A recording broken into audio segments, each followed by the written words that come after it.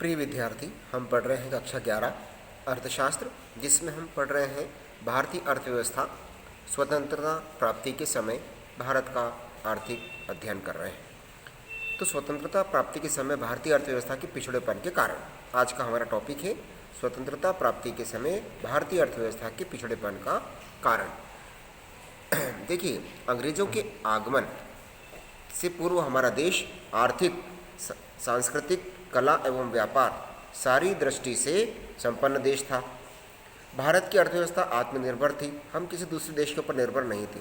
गाँव में वस्तु विनिमय प्रणाली प्रचलन में थी, जिसमें वस्तु के बदले वस्तु का लेन देन होता था। नगरों में मौद्रिक अर्थव्यवस्था थी, सोने चांदी के सिक्कों का प्रयोग होता था। परंतु विदेशी शासन के दौरान भारतीय अर्थव्यवस्था का यह स्वरूप पूर्ण रूप से परिवर्तनीय हो गया है। ब्रिटिश शासन यानी अंग्रेजों के शासन ने एक स्वावलंबी संपन्न देश को एक गतिहीन, निर्धन, पिछड़ा, असंतुलित, अल्प विकसित एवं कमजोर अर्थव्यवस्था बनाकर छोड़ दिया। इसके निम्नलिखित कारण थे। स्वतंत्रता प्राप्ति के समय भारतीय अर्थव्यवस्था के पिछड़ेपन के कारण हम देखें तो वो निम्नलिखित कारण है, क्योंकि हमारे देश में जब अंग्रेज आए तो उन्होंने कई हमारी कमियों को देखा और उन कमियों का लाभ उठाया, जिसमें हम देखें कि हमारी आर्थिक गतिविधियां, आर्थिक अर्थव्यवस्था जो हमारी थी वो किस तरह प्रभावित हुई और उसके प्रभावित होने का कारण क्या था। इसमें हम देखें, पहला पॉइंट है हमारा गतिहीन अर्थव्यवस्था। गतिहीन अर्थव्यवस्था से अभिप्राय ऐसी स्थिति से है जब किसी देश की वास्तविक राष्ट्रीय आय लंबे समय तक कोई वृद्धि नहीं होती। गतिहीनता की स्थिति में यदि जनसंख्या में तीव्र गति से वृद्धि होती है तो प्रति व्यक्ति आय घटने लगती है। ब्रिटिश शासनकाल में औसत विकास 0.5% से भी कम थी। यह गतिहीनता का सबसे महत्वपूर्ण प्रमाण है। अंग्रेजी शासनकाल में प्रति व्यक्ति वास्तविक आय बहुत ही कम थी।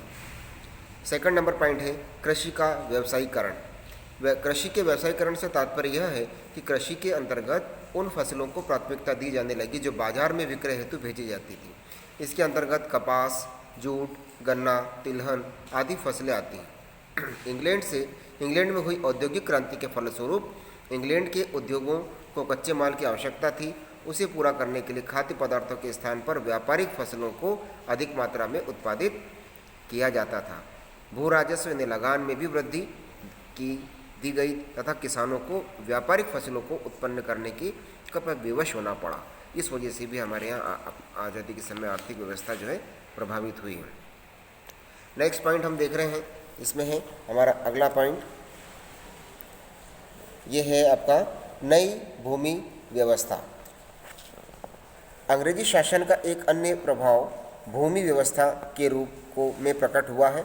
ब्रिटिश शासन ने भूमि संपत्ति का एक ऐसा रूप बनाया जिससे भूमि को माल का रूप देकर खरीदा या बेचा जा सकता था, किंतु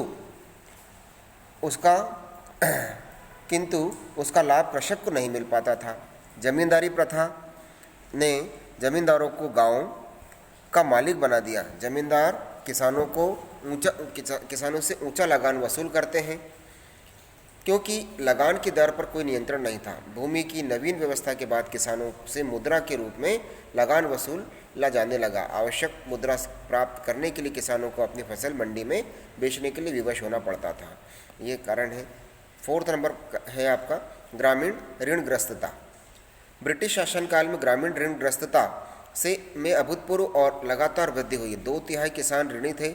यदि कोई किसान समय से ऋण का भुगतान नहीं कर पाता था तो उसे अपनी ज़मीन से हाथ धोना पड़ता था, यानी उसकी ज़मीन पर से उसका अधिकार समाप्त हो जाता था। ग्रामीण व्यवस्था के पतन के साथ जमींदार और साहूकार किसानों का शोषण करने के लिए मुक्त हो गए थे। नेक्स्ट है फिफ्थ नंबर पॉइंट, शिल्पकारों का पतन। इंग्लैंड से आयातित मशीन निर्मित सस्ती वस्तुओं के कारण भारतीय शिल्पकारों और दस्तकारों का खूब पतन हुआ। अंग्रेजों ने बाजार में कम कीमत पर अपनी वस्तुओं को बेचने के लिए दस्तकारों को विवश किया और उन्होंने अनेक दस्तकारों को अपने पुश्तैनी पेशे छोड़कर मजबूर किया। कच्चे मालों को निर्यात करने की ब्रिटिश नीति से भी भारतीय हस्तशिल्पों को आघात पहुंचा, क्योंकि कपास और चमड़े जैसे कच्चे मालों के मूल्य बढ़ गए। इससे हस्तशिल्प की वस्तुओं की कीमतें बढ़ गई तथा विदेशी वस्तुओं के साथ प्रतियोगिता करने की क्षमता कम हो गई। नेक्स्ट है 6 नंबर आर्थिक निष्कासन। अंग्रेजों ने भारत की संपत्ति और संसाधनों का एक हिस्सा ब्रिटेन में को निर्यात किया, जिसके बदले भारत को कुछ नहीं मिला। भारत का आर्थिक निष्कासन केवल अंग्रेजी शासनकाल में ही देखा गया। अंग्रेजों ने भारतीय जनता से प्राप्त कर एवं आय का एक बड़ा भाग इंग्लैंड में खर्च किया। लूट तथा संपत्ति का यह निष्कासन सतत चलता रहा। अंग्रेजों ने भारतीय अर्थव्यवस्था के टुकड़े टुकड़े कर दिए। 7 नंबर पॉइंट है देश का विभाजन। आज़ादी के समय देश का विभाजन अंग्रेजी शासन काल में हुआ। यहाँ की अर्थव्यवस्था पर किया गया तथा प्रहार है। भारत के 2 भाग हो गए।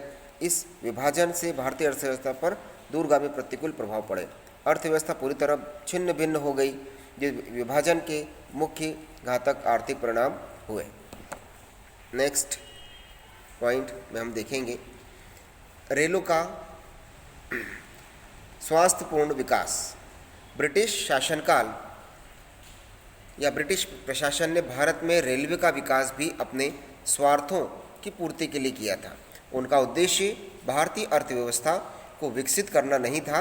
उन्होंने इसका विकास सेनाओं को एक स्थान से दूसरे स्थान तक सरलता से पहुंचाने के लिए तथा इंग्लैंड के उद्योगों को सहायता देने के लिए किया।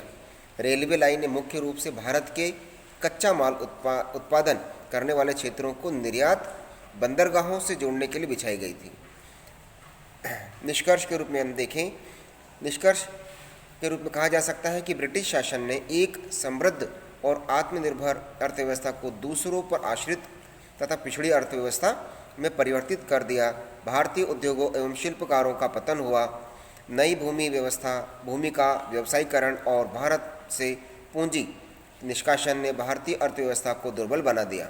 रेलों और सिंचाई के संसाधनों के विकास के कारण यद्यपि भारतीय अर्थव्यवस्था को लाभ की संभावना थी, परंतु कृषि के व्यवसायीकरण की नीति के कारण भारतीय का आर्थिक शोषण होने लगा।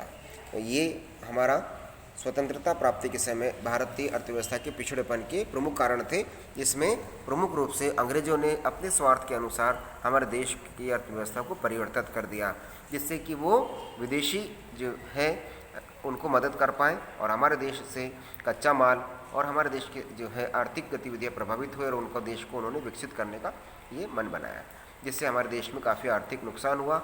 हमारा देश का विभाजन भी हो गया और हमारे देश में आर्थिक प्रणाली अस्त व्यस्त हो गई।